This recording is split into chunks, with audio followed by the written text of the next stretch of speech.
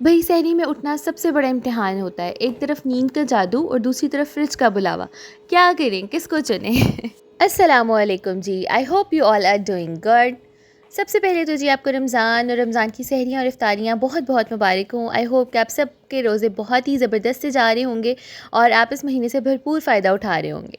आज था जी चौथा रमज़ान और मैंने सोचा कि आपके साथ अपनी सहरी रूटीन छोटी सी शेयर की जाए।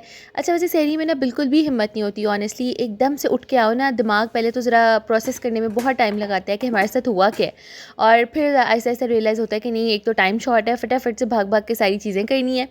और मैंने भी इसी तरह से ना आटा निकाला सबसे पहले और यहाँ पे पराठा बनाना शुरू कर दिया। और साथ साथ मैं सोचने लग गई कि एक टाइम होता था कि मम्मा घर में ना उठना ही महाल होता था। बस उठ के आए हैं, बैठे हुए हैं, कोई थोड़ी बहुत मम्मा की हेल्प करवा दी और सहरी की नमाज़ पढ़ी और फ़ौरन सो गए। लेकिन हाउ टाइम चेंजेस और फिर इन चीज़ों में मज़ा भी आने लग जाता है ऑनेस्टली, क्योंकि ना यही ज़िंदगी की खूबसूरत बात है कि गुजरते वक्त के साथ आपकी ज़िंदगी में इतने सारे चेंजेस आते हैं कि एक टाइम पर जो चीज़ आपने सोची होती है कि शायद मैं कभी कर ही नहीं सकूँगी, अब मेरे लिए पॉसिबल ही नहीं है, और दूसरे ही अरसे में आप वो चीज़ कर भी रही होती हैं और फिर इंसान हँसता भी है और खुश भी होता है। मैं तो बड़ी अपनी ना इस चीज़ को अचीवमेंट समझती हूँ कि इंसान वक्त के साथ आगे बढ़ जाए, चीज़ें लर्न करे, बजाय इसके कि भाई मैं तो करती ही नहीं थी, मुझे करना पड़ रहा है। अगर आप अपना माइंडसेट इस तरह से रखेंगे कि भाई मैंने लर्न किया है, गुजरते वक्त के साथ मैं पीछे नहीं रह गई और मैं बढ़ गई हूँ आगे, मैंने चीज़ें सीख ली हैं, तो that will be a more good perspective. अच्छा, यूजुअली जिस तरह से मैं पराठा बनाती होती हूँ ना, मैंने आज वो तरीका नहीं किया। मैंने ये एक इंस्टाग्राम रील पे देखा था, किस तरह से उसने कट करके और कोन शेप दी और उसके बाद उसको भी फ़ोल्ड कर दिया। बहुत ही ज़बरदस्त उसकी लेयर्स बनी थी।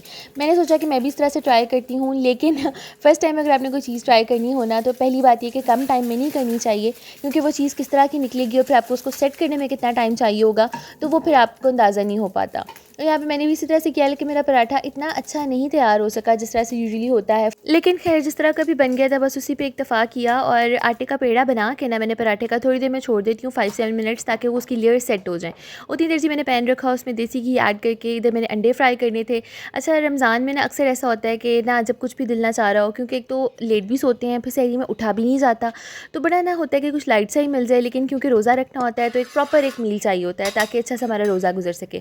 तो फिर बात आ जाके पराठे और अंडे पे ही ख़त्म होती है। साथ मैंने सालन शलजम चिकन का बनाया हुआ था, लेकिन जब मैंने हस्बैंड से पूछा तो उन्होंने कहा कि नहीं, मुझे बस ना आप अंडा और पराठा ही दे दें।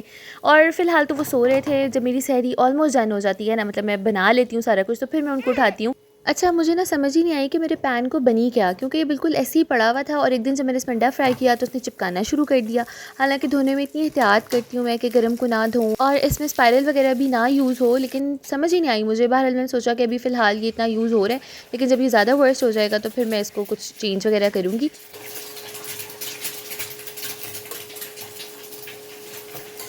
अच्छा, मुझे ना रोज़े में बहुत ज़्यादा डिहाइड्रेशन हो जाती है और सहरी में ना इतना टाइम होता है और ना ही पेट में इतनी जगह होती है कि आप इस सहरी टेबल पे बैठे-बैठे ही ना ढेर सारा पानी पी लें। तो मैं क्या करती हूँ, जैसे किचन में आती हूँ ना, सबसे पहले मैंने पानी का एक गिलास अपने पास रख लेना होता है, और जितनी देर में सहरी बनती है सिप बाय सिप मैंने कम से कम 2 ग्लास पानी के इनटेक कर लेने होते हैं। इसी तरह फिर सहरी टेबल पे भी ना 2 से 3 ग्लास आप पी लें, और इससे क्या होता है, रोज़ा बहुत ही अच्छा सा गुजर जाता है। एक तो प्यास का एलिमेंट इतना नहीं फ़ील होता है, डिहाइड्रेशन बहुत हद तक लिमिटेड हो जाती है। मैंने क्या चीज़ मेरे लिए बहुत वर्क किया है, मैं आपके साथ भी शेयर करूँ, हो सकता है कि ये चीज़ किसी के काम आ जाए। और वैसे भी पानी का इंटेक तो मस्ट मस्ट बहुत ज़्यादा होना चाहिए। और साथ ही साथ जी यहाँ पे सहरी मेरी तैयार हो चुकी थी और पराठे की शक्ल पे आपने बिल्कुल नहीं जाना। टेस्ट में बहुत मज़े का था, बस शक्ल इसकी बेचारे की थोड़ी सी बिगड़ गई। तो यही बात है कि कम टाइम में आपको नई चीज़ कभी भी ट्राई नहीं करनी चाहिए। और दही के बगैर तो रोज़ा कैसा, मुझे तो अपना रोज़ा बहुत ही नामुकम्मल सा महसूस होता है अगर दही ना हो सहरी में। अच्छा, अभी तो रमज़ान का स्टार्ट है ना, तो एक्साइटमेंट भी बड़ी ज़्यादा है और बड़ी भरपूर सी सहरियाँ भी तैयार होती हैं। लेकिन आहिस्ता-आहिस्ता क्या होता है, दूसरे तीसरे अशरे में ना मैं इस तरह का ना एक दही का बाउल सिर्फ रेडी करती हूँ फॉर माई सहरी, दैट्स इट। ये दही का बाउल, कुछ डेट्स और पानी, और बड़ा ही ज़बरदस्त सा रोज़ा गुजर जाता है। ना प्यास फ़ील होती है, ना भूख फ़ील होती है। इसमें कोई भी फ्रूट आपके पास पड़ा हुआ है, जिसमें ग्रेप्स हो सकती हैं, बेरीज़ हो सकती हैं, इसमें डेट्स ऐड हो सकती हैं। एक तो ये बड़ा ही क्विक तैयार हो जाता है और बड़ा ही हेल्दी होता है। तो ये खा के मुझे तो बड़ा सुकून हो जाता है और रोज़ा भी मेरा बड़ा ही अच्छा सा गुजर जाता है। और इस रमज़ान ना मेरी पूरी कोशिश है कि सहरी और इफ्तारियाँ भरपूर हेल्दी हों। जितने फ्राइड आइटम, शुगरी आइटम्स हम निकाल सकते हैं ना, लिमिटेड कर सकते हैं, कर दें। क्योंकि अक्सर क्या होता है कि महीने के आखिर पे ना, जब रमज़ान ख़त्म हो रहे होते हैं, तो वज़न कम होने के बजाय बढ़ गया होता है। और उसकी मेन रीज़न क्या है कि जैसे ही हमारा रोज़ा इफ्तार होता है, खाली पेट होते हैं, बिल्कुल मीठा शरबत का ग्लास सबसे पहले हम पी लेते हैं। तो ऑब्वियसली वो शुगर है, वो हमारे जाके बॉडी को नुकसान ही पहुँचाएगी। और इस दफ़ा मैंने तो क्या किया कि हम बिल्कुल सादे पानी पे आ गए हैं। मुश्किल था ऑब्वियसली ये स्टेप, बड़ा बड़ा जो है हिम्मत के साथ लेना पड़ता है, लेकिन कि कोई बात नहीं, जब आप एक दफ़ा सोच लेते हैं ना कि नहीं है मैंने वेट भी कम करना है, हेल्दी भी रहना है और इसके अलावा टाइम भी आपका बड़ा कम लग जाता है। जो किचन में खड़े होकर आप सहरियाँ इफ्तारियाँ ही बनाती रहेंगी तो वो काफ़ी टाइम बच के आपका इबादत में आप मसरूफ़ हो सकती हैं। तो सेहत के साथ जो है वो इबादत भी मिल जाती है, तो इससे बेहतर क्या होगा। और यहाँ पे जी मेरा हेल्दी सा बाउल रेडी हो गया था और ये हमने खाया, मेरी सहरी यही थी। मैंने कहा मैं ये खा लेती हूँ, क्योंकि टाइम भी कम था और मेरा दिल भी नहीं चाह रहा था कुछ अंडे पराठे खाने का।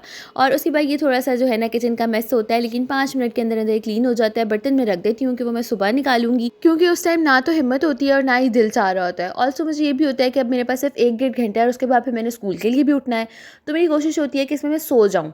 ज़ाहिर है नींद बॉडी की प्रॉपर फंक्शनिंग के लिए बहुत ज़रूरी है। अगर ये शॉर्ट हुई हो ना तो पूरा दिन इतना एनॉयड गुजरता है, चिड़चिड़ापन होता है। तो मेरी कोशिश होती है कि जितनी नींद मेरी पूरी हो सकती है हो जाए, ताकि मेरा दिन जो है वो अच्छा गुजरे।